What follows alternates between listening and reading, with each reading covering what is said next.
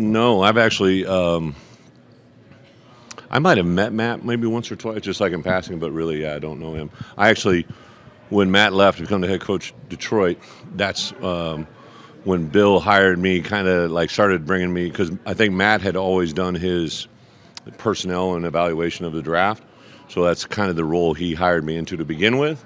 But Brian Flores became the D coordinator after he left. How much did your time with the Patriots kind of help you with coaching, especially coaching college football? My 2 years with Bill was, I've kind of described it as football utopia. Just really every day he would give me something to think about that I had never really truly looked at that same way. Bill's just so intelligent, but also he was really good about making things clear by actually kind of making them gray, if that makes sense. Like, I just loved the way he thought. Really put a lot on the players to know what they were doing. And then he just had simple catchphrases that I used all the time. But really, not just my 2 years there, but the years with the Giants, those 3 years in the NFL really helped me build me who I am today.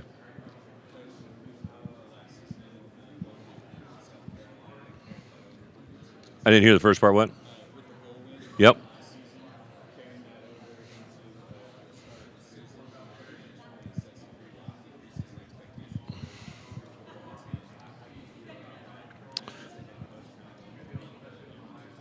Yeah, a great question. I think about this a lot. Like, as long as I've been in it, I even go back to my time, as a player and as an assistant.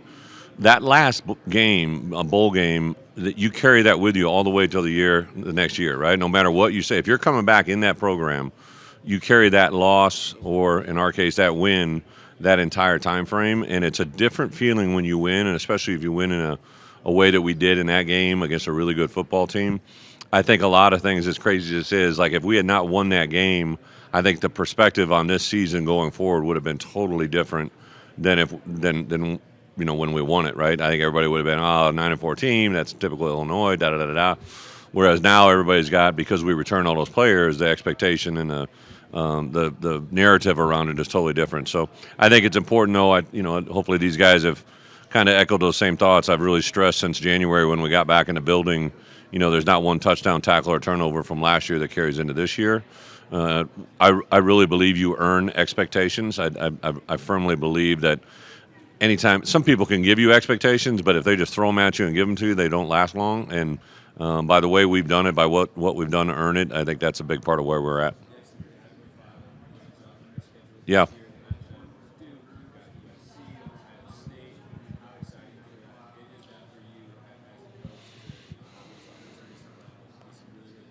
Yeah, I get it. I appreciate the question.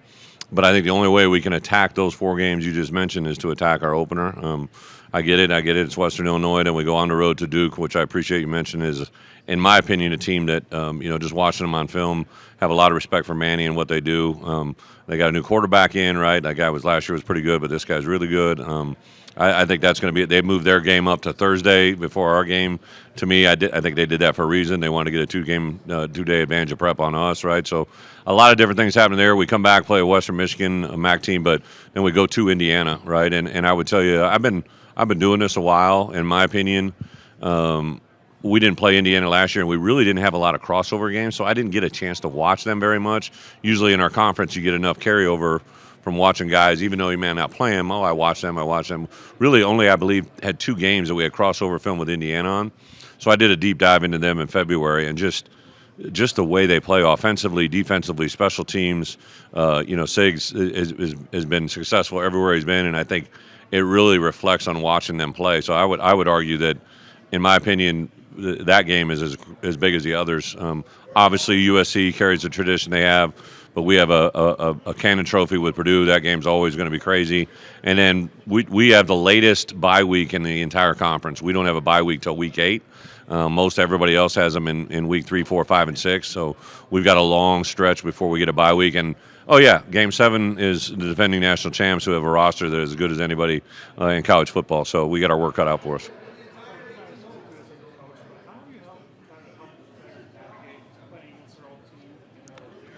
Yeah, it's crazy. So I think a lot of times about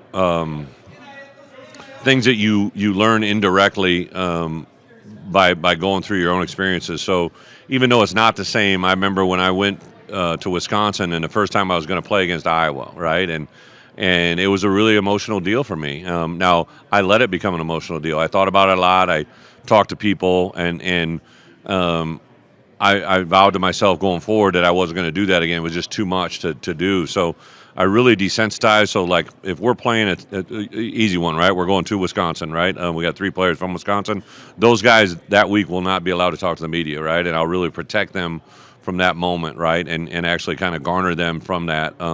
But I do share with our players that are going through that. It's very much similar to the NFL. Like the NFL, you could literally be playing one game in week 3, and 5 weeks later, you could be playing against the guy you played with, right? It's just the way the world works. So I think that it's good narrative from the outside world, but I almost think our kids are almost desensitized to being able to do that, and it's another great step for them that actually prepares them for the next league. Given the money that players are getting these days, is it from a team building chemistry standpoint?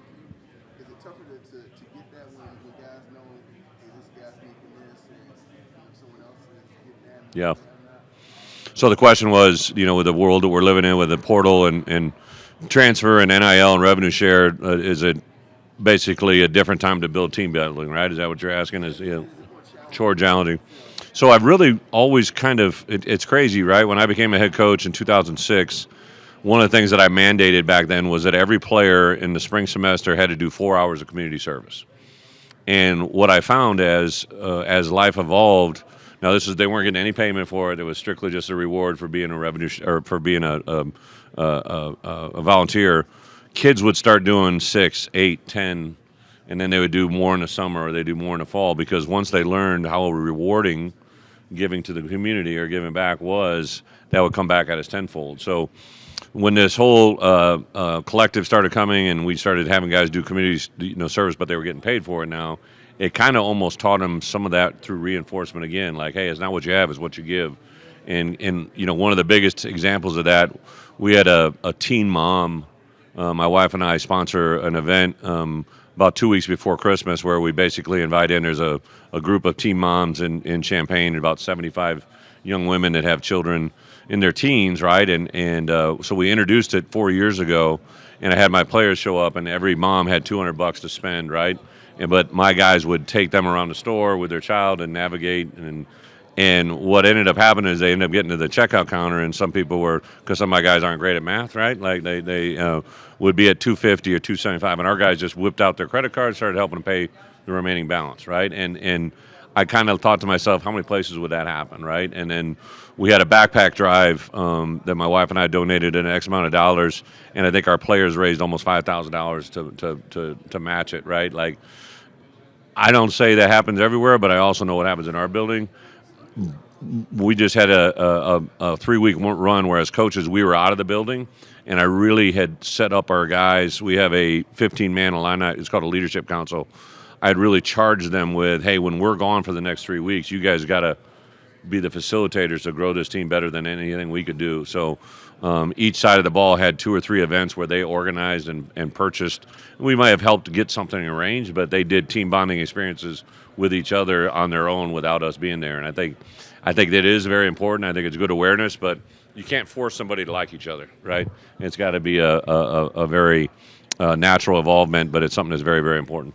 You said something on stage earlier about you can't just give a guy a bunch of money and expect that they'll play well for you immediately. What do you mean by that? The question is, he said, Bret, you said if you give somebody a bunch of money, it doesn't turn them into a great player. I was saying, yeah.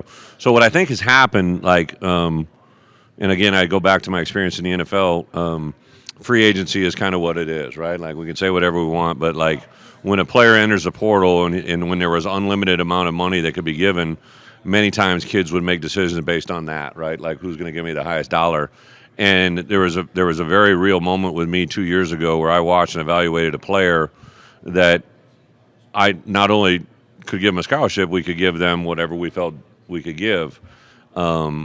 I evaluated the player and I put him as a non-offer, which means I didn't want to offer him a scholarship because I didn't think he could play.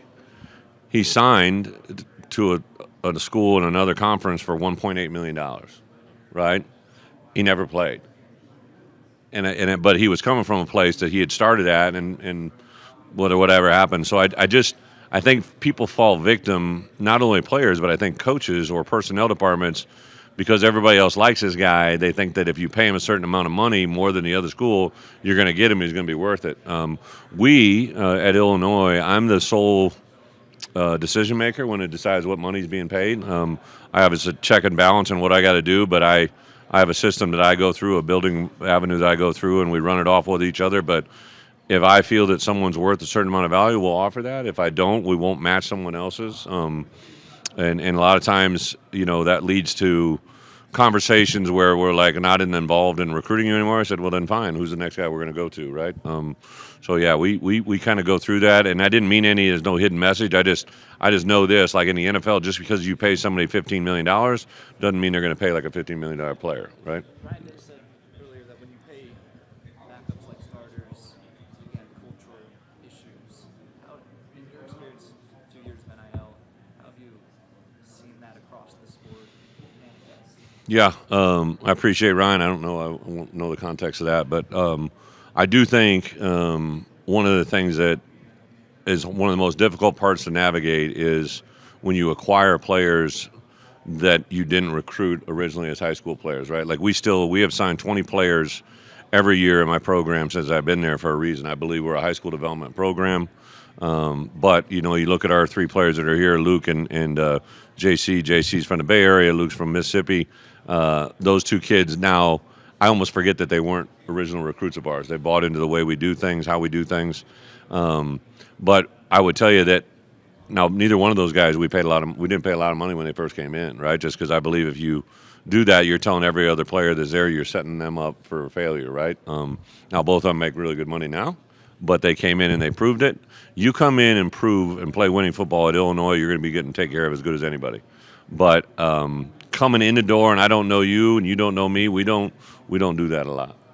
Why would paying them early be setting them up for failure? I don't know. I haven't really experienced that. So I think someone could probably take the perspective we've never – I would venture to guess the money that we've paid an incoming freshman to this point is less than $150,000, right? Ever. I know there are people that have signed kids for millions. Like I believe if I bring that kid in that's making more than the guy that's already there, that kid that's already there is going to, tell me where to go or leave. So it's just how we do it. I'm not saying that's the right thing to do. Now, there's kids that have given up money to come to us, and I appreciate that, but I also let them know why we do it that way, because I think once you're there, you'll appreciate what you get, right? Again, there's a million different ways that you can do this. I love this morning when we're in there and, you hear people ask questions and they obviously have their opinions of what does it mean. Like, that's what makes this game great. I know what we're doing in Illinois and why we're doing it, and I really don't care what anybody else does. But we constantly evolve. Like, I know what we're living in right now probably isn't going to be the way that I can live next year, but it's what I felt gave us the best chance to win. I would say that overall, the one big change for me as a head coach, I'm always like ahead. Like right now we're playing a 25 season, but my 26, 27, 28 roster. But the urgency to win each year is different because I think your roster can change so much. That's probably a big part of college football that's never been seen before. Right, given what happened in the bowl game, how happy are you that the rule change on the TC? Question is, given what happened in the bowl game, by assuming the TC, are you glad the rule changed? I give, Bill Carollo's here. One of the things that I've really always been kind of remotely involved when I was a coach at Wisconsin, and even when I was at Arkansas, I was on a national rules committee. And so rules have always been important to me. Like, I think rules are great if everybody plays by the same ones. And when you have a rule like that there's ambiguity, like on what can be interpreted, like something that's never come out of it. Like, I actually give Beamer credit. Like, he came up with a creative way. I've thought of it. We've worked on it, but I just didn't do it because I didn't want to put that image out there. But like, if anybody knows me in my coaching career, my 2006, there was a kickoff rule that was very, very poorly thought out and implemented, and it involved the timing of when you kick the kick. And we did it in my first game ever as a college football coach. I did it against Bowling Green, but because we were playing Bowling Green, it was a game that didn't matter. No one made mention of it, but I did it. And then, several weeks later, Penn State came to town, and we did it 3 times in a matter of a minute. And Joe Paul, God rest his soul, lost his mind, right? And so didn't a lot of other people. And thankfully, the rule literally got changed that next week, right? It was a rule that needed to be changed. We just exposed it. So in a way, South Carolina have exposed a rule that needed to be changed, and I'm glad it happened, and hopefully it'll make everything else better. As one of the coaches who coached that 9 overtime game a couple years back, your thoughts on the change timeout rule? Yeah, I think that's going to be pretty significant. I think there's two rules, in my opinion, that are really going to change the game this year. It's that rule, which really affects, you're in overtime. It's like you're in overtime, game 9. You got to win the last 2 to get in the playoffs. And you're in an overtime game against a really good football team, and you're going to lose an opportunity because they wanted to implement a rule to try and shave a couple minutes off of game time in overtime. Like, if you're playing in an overtime game, it's probably a damn good game. Like, why we would want to do that blows my mind, but it is what it is, right? And the other one that is just really it's been my constant, like, the feigning injury thing. Like, I get it. I understand it. It's a part of the game. Really wasn't an issue in our league. There was actually the last time there was an issue, we played Michigan State, and there was a situation where it popped up, and the league handled it. We haven't had any issues. I don't mind that the rule came into effect this year, but I was told we were going to install it with if the situation arose, you were going to be given a chance to either have a 5-yard penalty or a timeout. You weren't going to be given the penalty of a timeout automatically. Well, like, let's say it's a 1st and 10, we gain 9 yards. My right tackle thought he could go, but he couldn't go, right? So he falls down. He can't go, and he takes a knee. The ball's already been set, so now it's 2nd and 1, right? Well, I would, under normal circumstances, I would just take the 5-yard penalty and go to 2nd and 6. 2nd and 1 converts at over 96% rate, right? So I don't want to take a timeout that I'm going to need to conduct an end of half series or an end of game series. I would rather just take the 5-yard penalty. On the flip side, if I was on defense and it was 2nd and 1, and I had a defensive player that got called, maybe my D tackle fell down and he can't get up, and it's 2nd and 1 for the offense, I would just give him 5 yards, give him the first down rather than take a timeout from me. So it makes no sense on how it's a rule. We got to live by it. But so I actually appealed, and we tried. Kirby and I actually had a great conversation with Kirby. Everybody wants to talk about bad ones. I had a great conversation about trying to get it so that we could have the choice because he's the president of the rules. So we didn't get it through, but my guess is hopefully that might get through next year.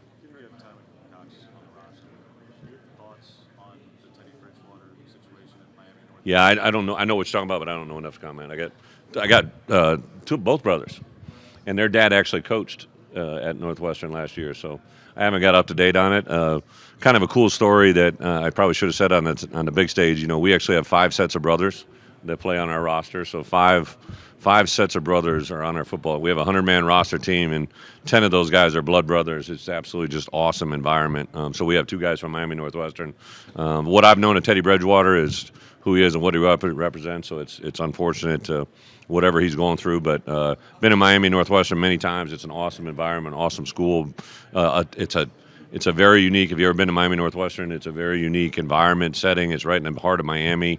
And the kids there, a lot of them, I've had quite a few Miami Northwestern players, and sometimes they haven't been exactly given the same opportunities that everybody else is given. So just excited to see that program continue to have success. With how much years ago you vouched for Brian Walters being the head coach of Purdue, said he had success.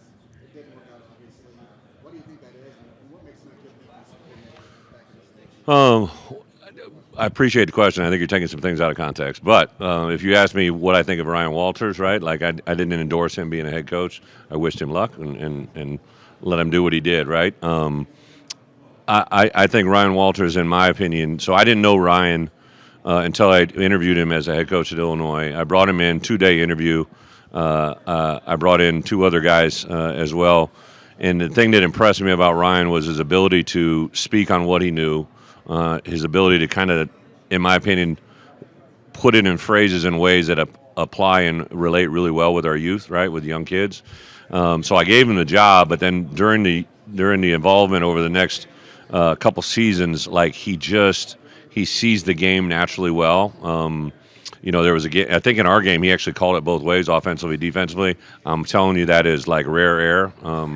That is very, very indicative of how intelligent he is. The part that I really stressed on when he was leaving and when he was there is, listen, I'm not saying I got the world figured out, but listen about how we do things, right? And the reasons he failed at Purdue, I don't think were anything about his football knowledge, right? Like it was putting a staff together and correlating how things all go through. So when Jed called me, I didn't exactly want to endorse a guy that I knew I was going to go against. But, this is my 5th year at Illinois, and we've actually gone against Ryan Walters every year of my life, right? I mean, even when he was here as my D coordinator, we went offense, defense, and we schemed. So we've really gone against him quite a bit.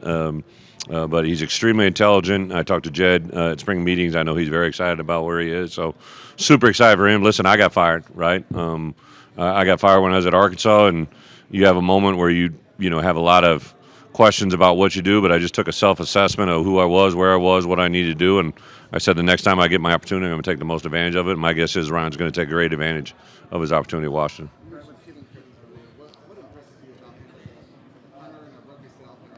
So the reason I wanted Keelan Cribbins is I thought he probably was the best punter in our league. Very versatile. He has the ability to pocket punt and rugby punt. I knew we needed a punter, and he came recommended. He got in the portal when there was transition. Then my wife and I giggle. I think the first time I FaceTimed him, he's in Australia, and he's getting out of workout. He's awesome, we got an Aussie punter that's got a mullet, like it's like the best thing you could ever have, right? And he just loves to compete. He got in our environment, fit really well with our group. Super excited to see him go out there. I think he's got a chance to maybe be a 2-year player for us, which is really exciting. But, I like his demeanor. I like his personality, but I love his skill set. How much recruiting has changed in the last year, 2 years, 10 years? How much does recruiting change? Or with how much it's changed, is there something that you would like to see implemented, maybe system-wide, content-wide? Make it easier for you? Recruiting is always going to evolve with time, just the way kids are. Kids just respond differently now to different things. I still think the personal touch, the element is huge. The one thing I know it's hard to do because we got so many moving pieces, and I appreciate Tony's message. Like the basically the collective bargaining agreement, or not the revenue share, kept getting pushed back because of the roster size thing, and so we weren't able to get a lot of clarity. And the thing that gets frustrating is when you're told one thing and something else happens, right? So I wish, we're going to sign a group of players in December, the first Wednesday in December, and we're recruiting them right now, and some of these kids are committing to numbers that I don't think they're going to be able to get. So now you got a kid that thinks he's getting 1.5 million or 1.2 million, and he's got a 2-year contract, and like they can't guarantee that. Like it's just ridiculous, right? But they can say it, and if you're a coach that can pull it off and say it and live with yourself knowing that you're saying something that really may not happen, that's on you, right? But the people that truly fall out are if you take a kid and he's in a program and he has to transfer after a year because he got hoodwinked, like you set his development back a year, right? Like I know J.C. Davis, he's going to be a really good player this year. We got 2 years with him. I thought I was only going to get 1. If I had him for 4 years, he'd be a parade academic All-American. He'd be an Outland Trophy candidate and putting himself in a position, but we only had him for 2 years. So I feel bad for the kids that get misled into things that aren't true. And until those moments of reality come out, unfortunately, I think it's going to still happen. But let's say a kid, commit somewhere right now to a number that he's been told, and then in November he finds out, oh yeah, that number is not going to be real. Well, guess what? I've already gone out and got my guy, right? So the resources I had available are no longer there, and so what's that kid going to do now? Because now his next best option, or the options he had, have moved on to other guys, and we can't it's not monopoly. We can't go print money somewhere else and say here's a little bit more, right? Like we got accountability. I think the greatest thing we got going in the Big Ten Conference, we pay our guys through the conference office with PayPal. Like that is like the best thing that I've ever heard in my entire life. Like first time I heard that, I said, whoa, check myself. What? Our conference is going to pay through PayPal? And they're like, yeah. I'm like, the world has changed, right? Like that was definitely real.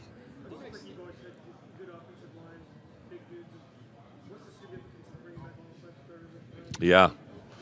Well, I think offensive line is one of the most unique animals in college football because you got to have 5 guys that know how to play together, right? Like the best O-lines I've ever been around, things are communicated without being said, right? Like there's going to be a wider 3 technique that we've told them all week. The guard is going to reach him by himself, right? But now that tackle knows, hey, the key to this play is to knock this 3 technique off the ball. So even though we told J.C. Davis all week, Geske's going to reach that 3 by himself, but now he's playing, instead of a tight 3, he showed us on film, because they know we like to run his play, he's playing wider 3. And all of a sudden, JC, instead of just releasing to the backer, he gives him a hand shoulder through that outside shoulder plate so that Geske can get the reach block, right?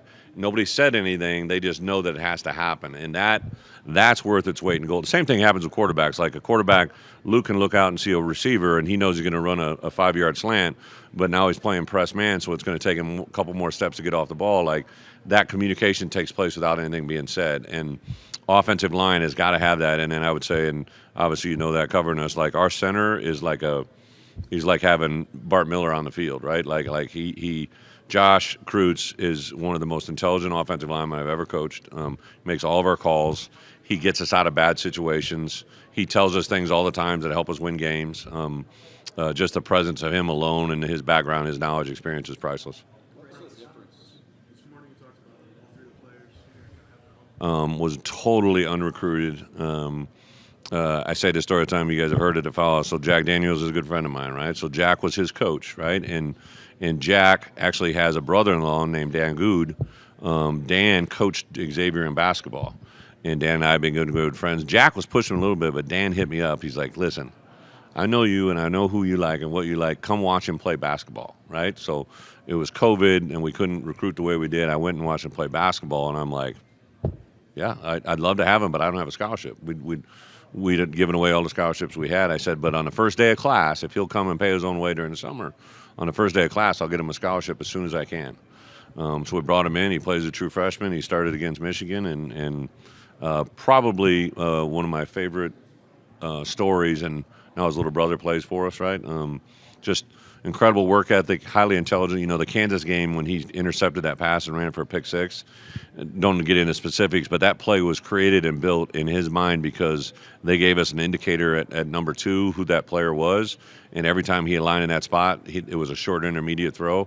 So he just saw him, he recognized, planted his heels, and drove. He waited for the quarterback to deliver it, and he took it for 6. That play was created by an exceptional athlete that had been prepped by his coach mentally to be special. That won a game. Yeah. Oh my God, yeah. Zabe is. I'm sure you guys have been around today. Like extremely intelligent, really good, energetic. Out now, he's opened up a lot more in the last couple of years. He didn't say much when he first got here, but yeah, he's kind of one of our.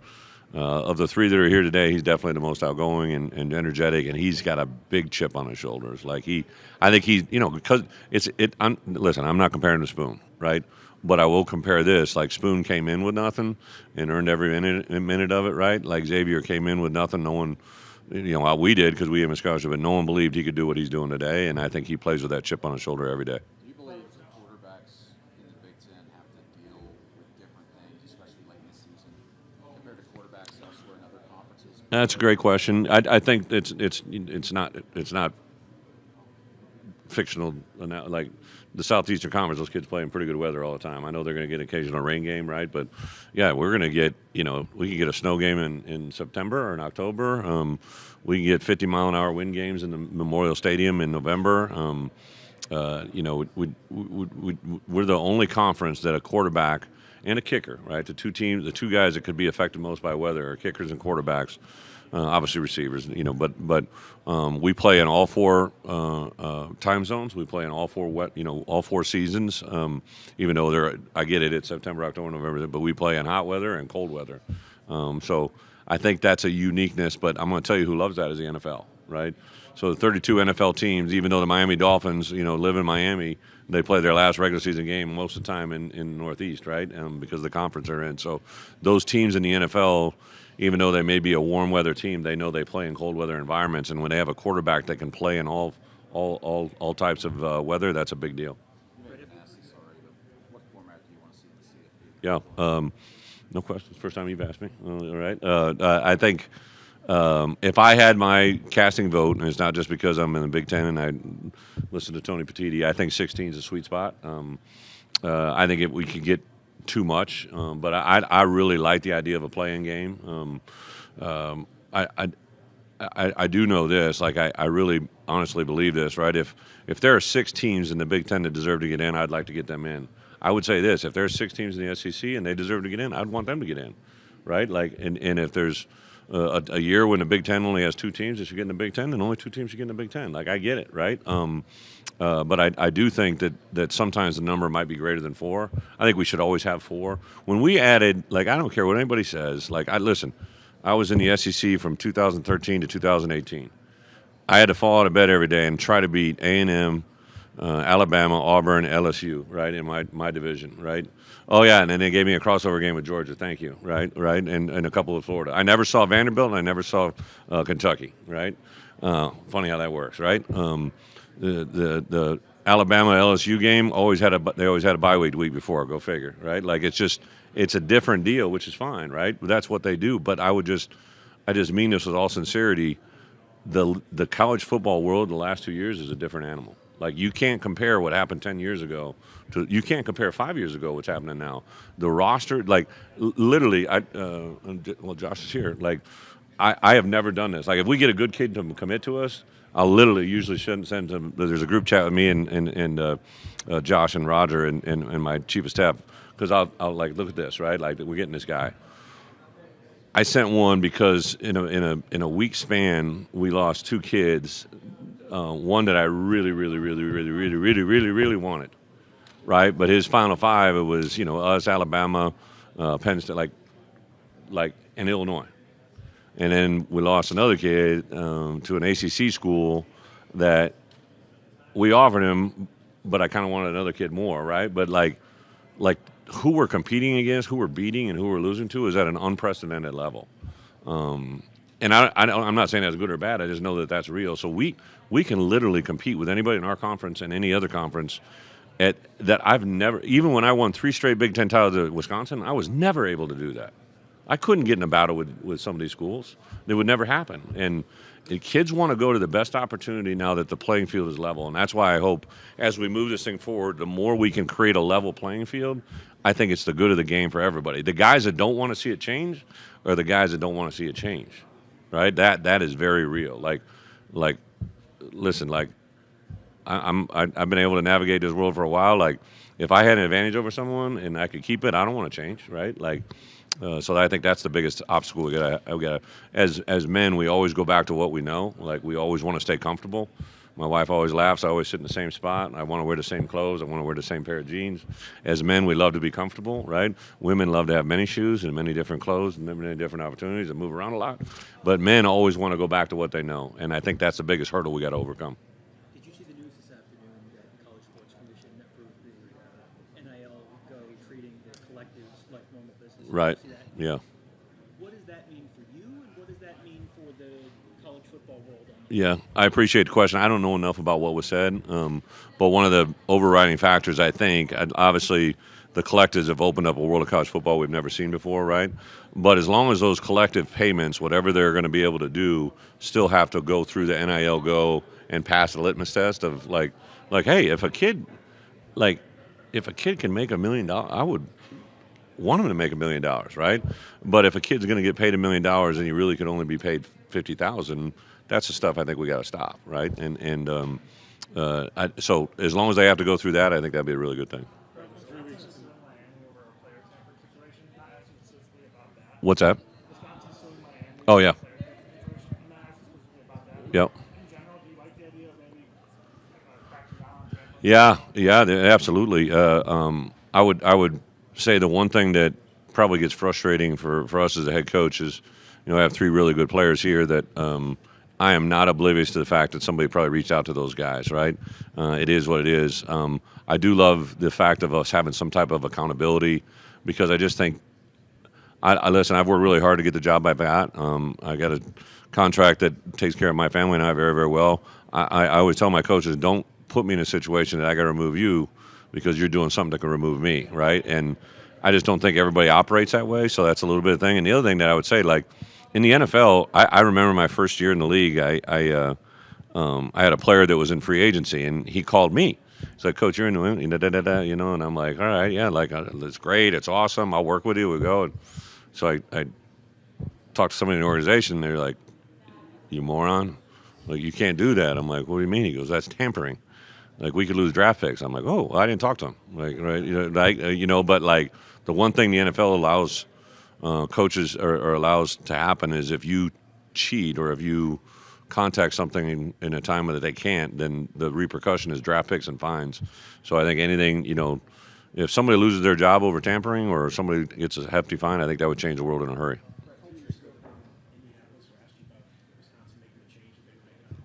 Yeah.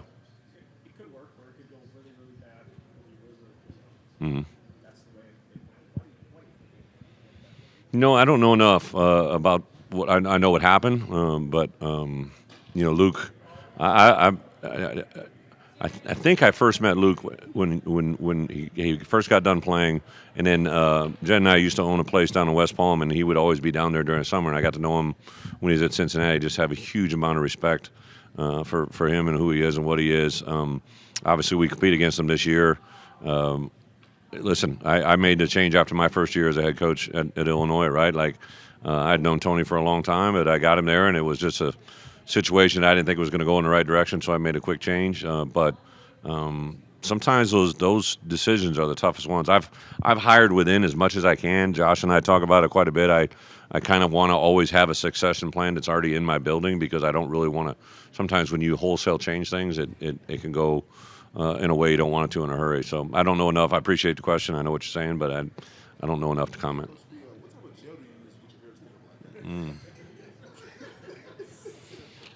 Very good gel brand. I can't tell you the names. Whatever my wife puts in my cabinet.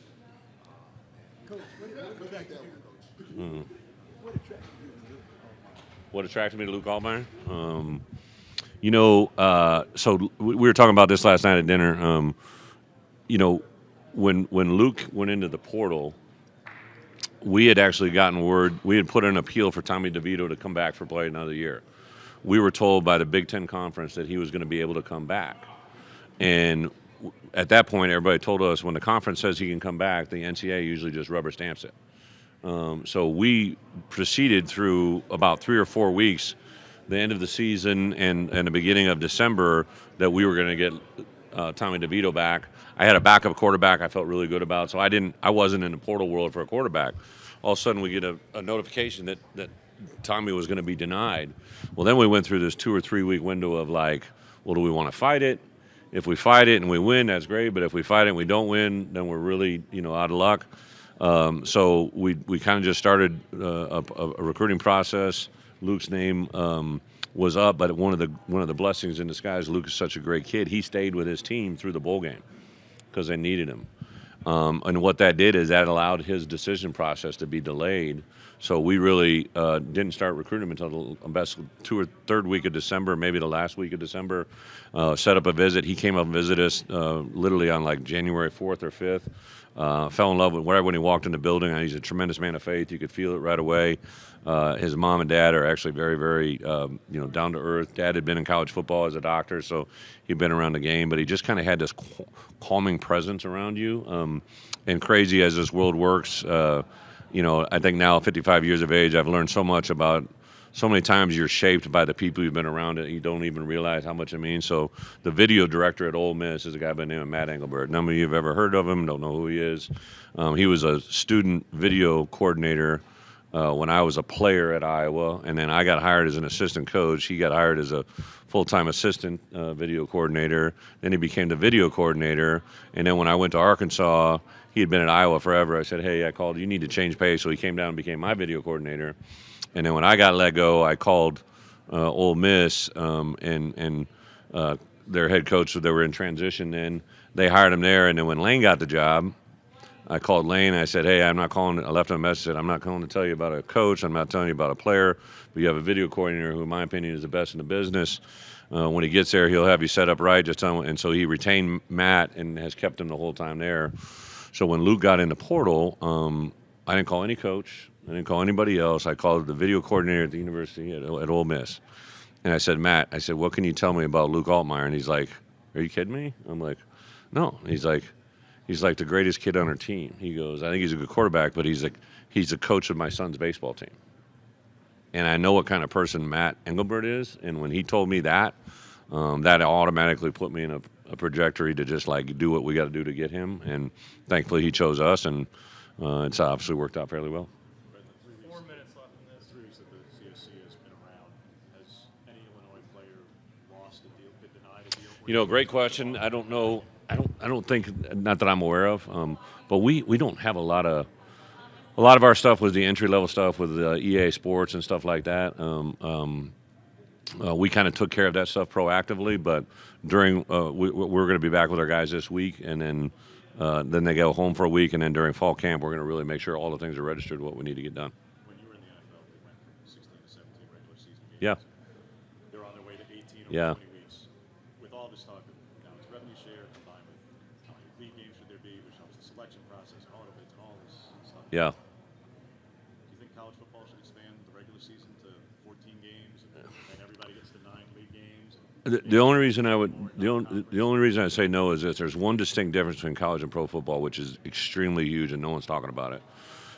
In the NFL, every Wednesday we had Workout Wednesday, so we might be playing. You know, when I was at New England, we might be playing the Jets on Sunday, but on Wednesday we had probably small number 5, maximum number 15 guys that we would come in and work out in case we lost a player that weekend that we could bring in and replace our roster. In college football, my biggest concern I've had a 120-man roster my entire coaching career. We're going to have to drop down to 105 eventually here.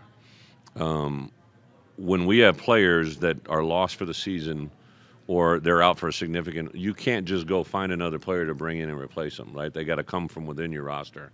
And for that reason, I don't think we can expand the number of games because it would be unhealthy to our players. If there was an adjustment that allowed us to acquire players more during the season, which is absolutely crazy to think about, but we're also paying our guys through PayPal from a conference office, right? So never say no what can happen. But I just think the pure numbers, 12 regular season games, and now if we expand it to 16 teams, you know, now it's going to bring another game or two for a person's schedule. So the teams that played in the college football playoffs, right? Like one of the things that I was talking to a guy that worked at Penn State, and they were getting ready to host a game at Penn State in the month of December, which had never been done in the history. Think about the history of Penn State football. How awesome is that to play a home game in December at Penn State? If they won that game, they get to go, to the Fiesta Bowl. And if they win that, then they go, to the Orange Bowl, right? And this guy that I was having a conversation with was a GA living in my house when I was a young coach at Iowa. And he's like, we used to sit around and talk and dream about playing in the Fiesta Bowl and the Orange Bowl. He said, we're going to do it in back-to-back weeks.